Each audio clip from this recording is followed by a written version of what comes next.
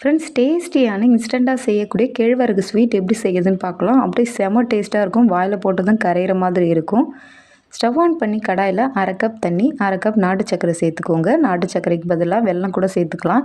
இதை கட்டி இல்லாமல் நல்லா கரைச்சி எடுத்த பிறகு 2 நிமிஷம் நல்லா கொதிக்க வச்சுட்டு ஸ்டவ் ஆஃப் பண்ணிக்கோங்க.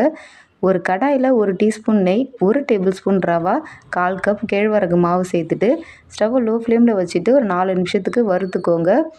இது வறுத்து எடுத்த பிறகு வாசனைக்காக 2 ஏலக்காய் சேர்த்துக்கோங்க. கரைச்சி வச்சுருக்க வெல்லம் கரைசலை இதில் சேர்த்துட்டு ஸ்டவ் லோ ஃப்ளேமில் வச்சுட்டு கலந்துகிட்டே இருங்க, கெட்டிப்படாத அளவுக்கு. இது நல்லா சட்டுன்னு கெட்டியாயிடும்.